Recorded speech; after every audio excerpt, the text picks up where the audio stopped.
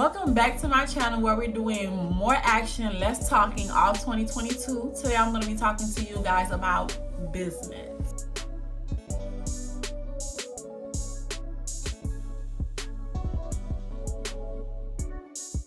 When it comes to building business credit for your business has to be set up properly. When it comes to setting up your business, you have to get your business registered with your state. If you are in Florida like I am, you'll go on sunbiz.org and you will set your business up. And I'm doing that right now, and I'll show you guys exactly how I do this. First, guys, you're gonna have to go on sunbiz.org. When you get there, basically you'll search the records to see if the business name that you're interested in is available. I'll go ahead and search one of my businesses to show you guys what that's like. I am the proud owner of Expert Notary and Loan Signing LLC. As you can see here, my business is active, so no one can take that business name. Prime example, these are inactive businesses, which means that the owner failed to renew their registration with the state. Sometimes that means that the business is still recognized as a business. They just are currently not doing business at the time, so you cannot use the inactive business names. The only business names you can use are business names that are dissolved. I personally would not use another business name even if that business was dissolved or if that business is inactive, because you don't know what history that other business owner had, and you don't want to carry on that reputation to your business. So I would just start off fresh. That's just me. But anyways, once you search the business name that you're interested in and you see whether or not that business name is available here, then you will go back to Department of State, and then you will go to start filing a business. You have different options of what you can choose, from an LLC to a corporation, nonprofit corporation, or a limited partnership. If you're starting a small business and you are the only member or owner, I always recommend LLC or C Corp. I can get into that in another video, but those are the two I recommend, and you should always do your research. I'm not a lawyer and I'm not giving you guys any advice. I'm just letting you guys know what I'm familiar with and what I've done in the past. Once you click limited liability, you click file or correct, and you'll click on start a new filing. It's very simple. Everything is pretty much self-explanatory. The effective date is very important because that determines when you have to pay this $125 fee again. You have to pay the $125 fee initially when you first file your business name, but if you do it like towards the end of the year, I always recommend making your effective date the following year, January. That way you won't have to pay these fees twice. After you're done registering after your business on Sunbiz, the next step is to get an EIN for your business. That way you can file taxes under your business name, and that's basically like a social security number for your business. You'll get that on the IRS website. IRS.gov website, so that you can file for your EIN. Once you get over here, you'll read these. Make sure you're paying attention, reading everything, and then you'll go ahead and you'll go apply for an EIN. And then you'll begin your application. You'll pick what you're doing, limited liability, and you'll just go from there, how many members and things like that. Everything from then on is very much pretty self-explanatory. So you'll just walk through the entire process and do what you got to do, and that's that. After your business is officially registered and you have your EIN, you can proceed to open up a business bank account for your business. Recommendation from me, guys, I personally like Chase bank account for a business bank account. And one of the perks that Chase does have is if you're opening up a business bank account, you can get up to $300 after you've made a certain amount of transaction. That's good, and it can also contribute to your startup fees. It can pay for certain things if you don't have that much funds when you're first starting off your business. Another bank account that I think is beneficial if you don't have a lot of funds when you're first starting out is PNC Bank. And the reason I say that is because PNC Bank has a minimum daily deposit requirement. I think it's about $500 to $1,500. I'll put the accurate information on here. I did have one in the beginning when I first started off my business. I had I opened up my business bank account and I didn't want to put any capital from my personal into the business bank account. So I was basically funding the business as the business was generating funds. And PNC worked perfectly because you didn't have to pay the monthly maintenance fee because the amount was so low. I think it was about $500 to $1,500, and I just put that money in there and let it sit as my business was generating funds. So that's good. If you don't have that much money starting off, you can open up a bank account with PNC Bank. The minimum is very low. Another one, I did try Bank of America. They don't have that much high fees as well. They do have different variety of business bank accounts that you can get. But I did have a bad experience when I went to deposit money into the bank account, and I ended up closing that bank account, honey. So I would recommend either Chase or PNC Bank. TD Bank does have low daily requirements as well, and you don't have to deposit too much money into the bank account to open it. The one thing I don't like about is we're at a day and age where things are electronic. You're receiving money and payments through Zelle, Cash App. People are sending money to you. If you open a business bank account with TD Bank, they do not allow that, honey. They do not allow people to be electronically transferring money into your business bank account. They won't even allow you to electronically transfer money into that business bank account, which was beyond me. Because when I first went to go, who goes with cash to go open up a business bank account? A bank account, let alone a business bank account. A bank account, period. Don't nobody well, not everybody travels with cash. So when I went to go open a bank account at TD Bank,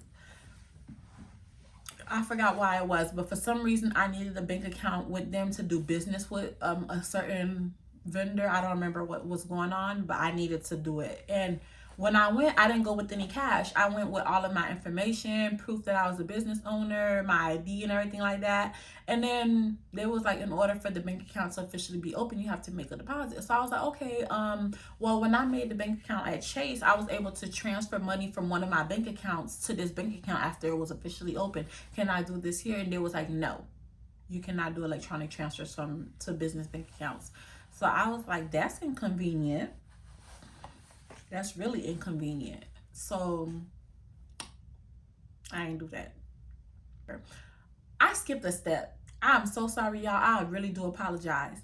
In order to get your business on the Sunbiz, you have to have a business address and you have to have a business phone number. Ways to do that is if you don't have a physical location, you can get a virtual business address online. I believe they're about $20 to $30 a month. You can get one of those. You can get a phone number. I don't usually recommend people to get Google Voice numbers because they're just not professional to have. Like, if I'm calling an establishment for business reasons, I don't want to hear, please say your name after the beep so that we could connect this call. I don't want to hear that. I feel like this person don't take their business seriously. I don't want to hear that. You can go get a prepaid phone account from T-Mobile or from Metro. They're really cheap. T-Mobile has prepaid plans where the first line is like $50 to $60, and each additional line after that is like $15 to $20 additional. That's way cheaper than having like a regular account with them. And I don't even know how I got bamboozled into going into a regular account, because at first I had the T-Mobile account, I had the prepaid account, and I had 2 lines on there and the iPad, and I was paying less than $100 a month. And now I done got bamboozled into this regular line, and let's just say it ain't where it's at. It ain't where it's at. I'm drowning. But yeah, so you need a business phone number, a business address in order to register for the Sunbiz, okay? And then, of course, you go get your EIN and things like that. After you get your EIN, I would recommend getting a website, because a lot of companies, they want to know your business website before doing business with you. Some banks do require for you to have a business website. Some banks do require for you to have a business bank website. I don't know if my banks required it or not, because I did everything to the T, like by the book. So by the time I got to the bank to go open up my business bank account, I had already had a website established. Um, Websites are not that expensive, y'all. Some websites are a one-time fee. I do run a couple businesses, and for my notary business, I do believe the website that I have for it, and I'll put a description of my notary business website down below, just so you guys can see an example of what I'm talking about. And I'll put it on the screen too if I remember how to do that. Y'all know I'm new to this, so I'll try to put it on the screen. But my notary website is very, very simple. It's just something to establish my presence on the web. That's it. And I think I only paid for that once when I purchased the domain, and I just renew the domain every year. So that's a low way to go, especially if you deal with a business where you don't have to really interact with people online, but you do want to establish that presence on the web. You can go through that, like at GoDaddy.com. I'll put that link down there too. GoDaddy.com. I purchased a domain. I got the little, I think it was a free website that goes with it, or it was just like a cheap website that goes with it. I built my own website, very, very cost efficient, and it's doing just fine. People find me all the time, like just by Googling notary, they can find me online through this website. So it's very beneficial to me. I like it. And I use all of that information to go into Chase. I opened up a business bank account, and everything is great. What else? So after you open up a business bank account, then you're all set. Your business is running properly. You have everything that you need to have. And now you can just start applying to different credit cards, net 30 vendors and things like that. I do have net 30 vendors on my business credit book that you guys can purchase for $19.99. It basically everything I just said, as well as additional information, is broken down in that ebook. I'll put the link down below. It tells you exactly step by step what you need to get your business registered, as well as establishing business credit for your business. I did mention Bank of America earlier on, and one thing, although I did not like the bank account side of Bank of America, I do have a personal bank account with them. I've had it since I was fresh out of high school. I had this bank account, like when I was pregnant with my first child in 2010. I opened up this bank account, and I've had it ever since, so I'm not going to close it. But due to the fact that I have a personal bank account with Bank of America, I was able to personally guarantee a business bank account for 2 of my businesses at Bank of America, and I love the credit card that I have from Bank of America. It is a travel rewards credit card, and the way it works is this credit card, you don't have to pay interest for a year. So you can just spend. You don't have to pay any interest. After you spend, I believe if you spend $4,000 within the first 90 to 100 days after you get the credit card, you get 60,000 points. And then after that, you just keep on accumulating points as you go.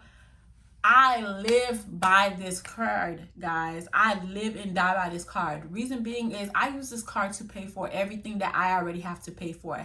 I don't advise accumulating debt that you cannot pay off and buying unnecessary things just to get points. But any expense that I already have in my day-to-day life that I can use a credit card to pay, I use my Bank of America travel rewards. I pay my rent with it. I pay my trainer with it. Yeah. Anything that is involved in my day-to-day life that I already have to, you already have to pay it. Why not pay it with the credit card, then pay the credit card off, and then you still accumulate those points. And it's interest free for up to a year. So I pay my rent, my trainer, my gym membership, gas for my car, groceries, anything that I have to buy for my house is going on my travel rewards card. Any and everything. And I just found out that I could put my car insurance on there, so it's dead. So everything that I have to pay, I'm paying it with the travel rewards card. I'm accumulating points and I'm buying flights and I'm out of there. Okay? Literally traveling for free. And another perk is you could actually use the points as credit towards your balance. So basically, say for example, your rent is $2,000. You just use your card to pay $2,000, and then you go on your point side and you see that you have enough points to cover at least $400 off of your statement. You basically just got a discount on your rent. You can't beat that. I live and die by this card. Live and die by this card, okay? I've paid for flights for me and my entire family to go to Kansas this past summer. I just booked the flight for January. I'm going out of town and I plan on using it throughout the entire year because I do plan on taking at least one flight a month. And I will take you guys on that journey with me. I do plan on beginning to vlog. So that's another perk of having good credit, y'all. Because if my personal credit was not good, I would not be able to personally guarantee such a great credit card for my business. You get what I'm saying? So that's things that you have to look into and things like that. Having personal credit is so beneficial. And it helps you in so many ways, more than one. It helps you get anything that you need for yourself. And it also helps you with your business credit when you're in the beginning stages of building your business credit, because a lot of companies want you to personally guarantee. I don't recommend personally guaranteeing too much because it does affect your personal credit as a hard inquiry. So I wouldn't push that too much, but once or twice, I've only done it once for that card, and everything else I've been able to get without personally guaranteeing. If you guys are interested in building your business credit or your personal credit, click the link below, purchase my ebook. They're both under $40. The business credit ebook is $19.99. The personal credit ebook is $39.99. You guys can purchase those and you can build your credits on your own. You can use that information that you've learned to help your friends and your family. It's the gift that keeps on giving, guys. This is 2022. Stay ready so you don't have to get ready, and make it count. Make it count, y'all. We made it to 2022. Make it count. See you guys in the next video.